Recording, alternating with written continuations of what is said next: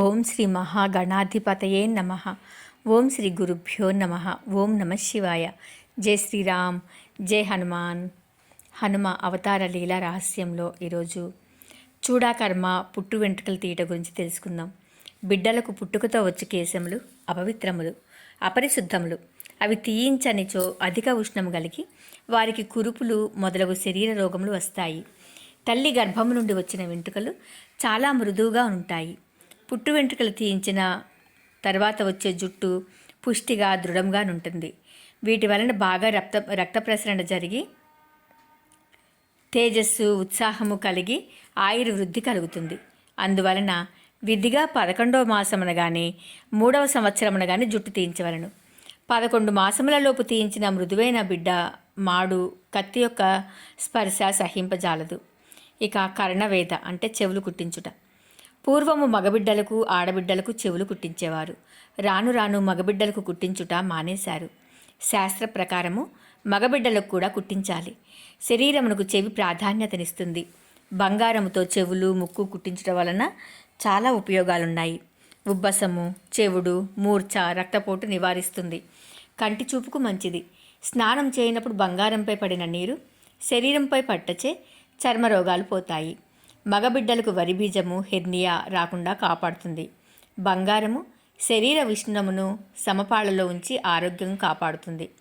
చెవులు ముక్కు కుట్టించుకొనుటకు ఆక్యుపంచర్ వైద్య విధానంలో భాగమని డాక్టర్ ప్రభా బోర్యాంక 30/12/1987లో బొంబాయిలో అంతర్జాతీయ గోష్ఠిలో చెప్పారు. ఇక నామకరణ అన్ని శుభకార్యములకు జన్మనక్షత్రమును బట్టి శుభలగ్నము నిర్ణయిస్తారు. అందువలన జన్మనక్షత్రము నామనక్షత్రము ఒకటిగా నుండునట్లు వ్యవహార నామమును నిర్ణయించవలను.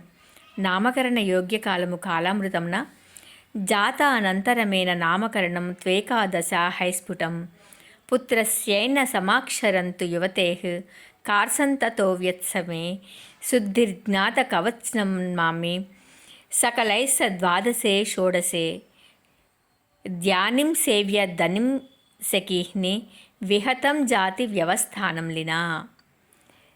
జాతి వ్యవస్థ లేకుండా అందరకు 11, 12, 16, 20, 22 రోజులలో నామకరణం చేయాలి.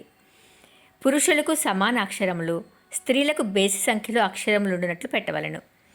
ఇక బృహస్పతి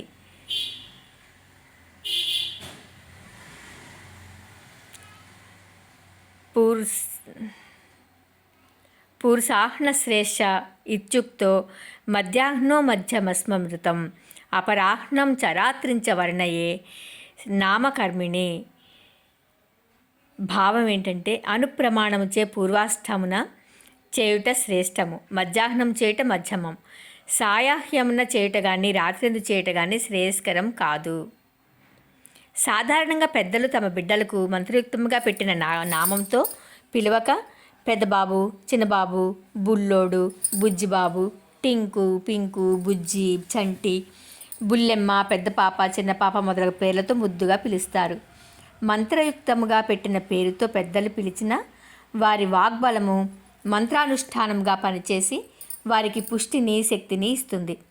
అన్ని శుభకార్యములకు అనగా అన్నప్రాసన, అక్షరాభ్యాసము, గృహ శంకుస్థాపన, వివాహము మొదలగు సమస్త శుభకార్యములకు జన్మనక్షత్రమును బట్టి శుభలగ్నము నిర్ణయిస్తారు. జన్మనక్షత్రమునే నామనక్షత్రంగా పెట్టాలి.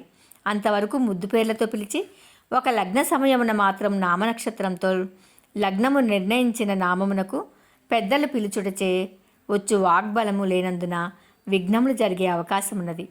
అందువలన నిర్ణయించిన శుభలగ్నములు శుభప్రదము కావాలంటే పెద్దలు పిన్నలు విధిగా బిడ్డలకు పెట్టిన పేరుతో పిలవాలి. అవే వారికి శ్రేయస్సు, సత్యము, నిత్యము.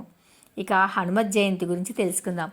హనుమత్ జయంతి ఉత్సవం ప్రతి ఏటా వైశాఖ బహుళ దశమి నాడు అమితోత్సాహంతో విశేషమైన భక్తి శ్రద్ధలతో జరుపుకుంటాం. భారతావనిలో హనుమంతుని ఆలయం లేని గ్రామము ఉండదంటంలో సందేహం లేదు. మన దేశంలో రామాలయాల కంటే ఆంజనేయ విగ్రహాలే ఎక్కువగా కనిపిస్తున్నవని చెప్పటం అతిశయోక్తి కాదు. ఒక్కొక్క ప్రాంతంలో ఒక్కొక్క దేవతకు ప్రాధాన్యత కనబడుతుంది. కానీ హనుమంతుని ప్రాధాన్యత భారతదేశమంతా ఉంది. రామకార్యసిద్ధి కొరకు శివుడే హనుమంతుడిగా అవతరించాడని పురాణములు ఘోషిస్తున్నాయి. హనుమంతుడు సకల శాస్త్ర కోవిదుడు, సర్వశక్తి సంపన్నుడు, ఉత్తమ భృత్యుడు, ప్రభుభక్తి పరాయణుడు, పరాక్రమానికి, శౌర్యానికి, ధైర్యానికి, ఉన్నతమైన ఆదర్శానికి ఆయన ప్రతీకగా ఉన్నాడు. భక్తులకు ఆరాధ్య దైవమై వెలసిన మహామూర్తి శ్రీ హనుమంతుడు. రామ భక్తాగ్రేసరుడైన హనుమంతుని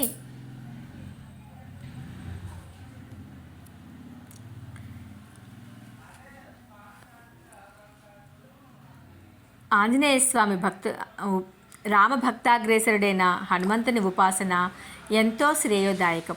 పరమ భక్తాగ్రేసరుడైన ఆంజనేయస్వామి భక్తులమే పూజించటం భారతీయులమైన మనమందరం అదృష్టవంతులం. శ్రేయోదాయకమైన ఆంజనేయ ఉపాసన భక్తలోకంలో ఎంతో ప్రసిద్ధమైంది. ఇక హనుమద్దీక్ష. శ్రీ హనుమంతుని జనన మాసమైన వైశాఖ మాసము ముఖ్యమగు హనుమద్దీక్ష మాసము. అవకాశాన్ని బట్టి ఇతర సమయములందైనను స్వీకరింపవచ్చును. హనుమత్స్వామి జయంతి నాటికి దీక్ష పరిసమాప్తి అగునట్లు ఏర్పాటు చేసుకోవాలి. ఇందుకు అనుకూలంగా 40 రోజుల ముందు మండల దీక్ష ప్రారంభించాలి. 20 రోజుల ముందు అర్ధమండల దీక్ష ప్రారంభించాలి. దీక్షా స్వీకారము పవిత్రమైన హనుమ దేవాలయంలో కానీ గురు గృహమున అయినను చేయవచ్చును. దీక్షా విరమణ మాత్రం హనుమశక్తి పూర్ణములగు హనుమక్షేత్రములందు చేయాలి. దీక్షా నియమములు చాలా ముఖ్యము. హనుమత్ దీక్షా విధానం అను గ్రంథము డాక్టర్ అన్నదానం చిదంబర శాస్త్రి గారు అరేపల్లి అగ్రహారము గుంటూరు జిల్లా ఎంతో వివరణపూర్వకంగా వ్రాశారు. హనుమద్దీక్ష చేసేవారికి సదరు గ్రంథము ఎంతో ఉపయోగము. ఇక హనుమదారాధకులకు శని బాధ ఉండదు. ఒకప్పుడు శని హనుమంతుని పట్టడానికి ప్రయత్నించాడు. ఆంజనేయస్వామి సేతువు వద్ద ధ్యాన నిమగ్నుడై ఉన్నాడు. కళ్ళు మూసుకుని రామరూపాన్ని మనసులో చిత్రించుకున్నాడు. బాహ్య ప్రపంచాన్ని మరచి ధ్యానంలో లీనమయ్యాడు. అదే సమయంలో సూర్యపుత్రుడైన శనిగ్రహం ఆంజనేయస్వామి వారి చేతిని పట్టుకుని యుద్ధానికి రమ్మని కవ్వించాడు. ఆ మహా తేజోవంతుడు హనుమంతుడు శనిని తోకతో చుట్టి వెనుక వ్రేలాడుచుండగా ఈడ్చుకొనుచు సేతు ప్రదక్షిణ చేయడంతో శని ఒళ్ళు హూనమై దేహమంతయు పుళ్ళు పడగా హనుమంతుని శరణుజొచ్చాడు. అంతటా హనుమంతుడు ప్రసన్నుడై తన భక్తుల రాశుల యందు ప్రవేశించినప్పుడు వారిని బాధింపవలదని శాసించి వదిలిను. ఆ దేహ బాధ భరింపజాలక శని దేహమంతా తైలం పూసుకున్నాడు. అందువలననే శనికి తైలాభిషేకము ప్రీతి అయినది. హనుమంతుని సేవించు వారికి శనిపీడ అనేది ఉండదు. ఇక మంగళవార ప్రాశస్తాన్ని గురించి తెలుసుకుందాం. ఆ మహా తేజోవంతుడు శ్రీరామ ప్రభువు రావణుని హతమార్చి ఆ సంతోష వార్తను సీతాదేవికి వినిపింపుమని హనుమన్ ఆజ్ఞాపించాడు. ఆ రామభక్తుడు హనుమంతుడు ఆ వార్తను మహదానందంతో జానకీదేవికి ఎరుకపరిచాడు. ఆ సీతామాత ఆంజనేయుని నోటి నుండి ఆ సంతోష వార్త విని ఎంతో ఆనందించి, వీరాది వీరా హనుమా, సమస్త సద్గుణములు నీయందు నివాసమనొచ్చునుగాక. మిత్ర సహితుడైన కోసలాధిపతి నీయందు ఎల్లప్పుడూ ప్రీతితో నుండుగాక అని ఆశీర్వదించింది. ఆనాడు మంగళవారం ఒకటచే తానానాడు విజయ సందేశము వినియుండటచే ఆ వారమునకు జయవారమని పేరుంచి ఆ సందేశము తనకు వినిపించిన ఆంజనేయుని మంగళవారం పూజించి సింధూర తిలకం ధరించి తీర్థప్రసాదమును స్వీకరించిన వారికి సర్వకార్యములు సిద్ధించునని సీతామాత వరమొసంగించింది. ఇక శనివారం విశిష్టత. శనివారం ఆంజనేయ స్వామి వారి పుట్టినరోజు. ప్రతి శనివారం హనుమను విశేషంగా పూజించి ఆనాడు ఏకభుక్తం చేసి రాత్రికి ఫలహారం చేయాలి. అట్లు పూజించుట వలన హనుమ ప్రసన్నుడై వారి సర్వ కోరికలను తీరుస్తాడని పరాశర మహర్షుల వారు చెప్పారు. ఇక విదేశాలలో హనుమదారాధన గురించి తెలుసుకుందాం. ప్రాచీన కాలం నుండి Indonesia, Thailand, Laos, Cambodia, Mauritius, Burma, Japan, Germany మొదలగు అనేక దేశాలలో హనుమద్ ఆరాధన ఏదో ఒక రూపంలో జరుగుతుంది. అమెరికా, ఇంగ్లాండు, రష్యా వంటి దేశాల్లో కూడా ప్రవాస భారతీయుల వలన హనుమద్ విగ్రహాలు ప్రతిష్ఠించి పూజిస్తున్నారు. మన దేశంలో అన్ని రాష్ట్రములలోనూ ముఖ్యంగా మహారాష్ట్రలో హనుమదారాధన ఘనంగా జరుగుతుంది. మహారాష్ట్రంలో శివాజీ ప్రభువు తన గురువు సమర్థ రామదాసు ప్రోత్సాహంతో రాష్ట్రమంతా వీధి వీధిన వీరాంజనేయ స్వామి వారి విగ్రహాలు ప్రతిష్ఠించి పూజించారు. నేటికి మహారాష్ట్రలో హనుమదారాధన వైభవపేతంగా జరుపుతున్నారు. ఇంకా మరికొన్ని విషయాలు రేపటి రోజున తెలుసుకుందాము. జై శ్రీరామ్, జై హనుమాన్.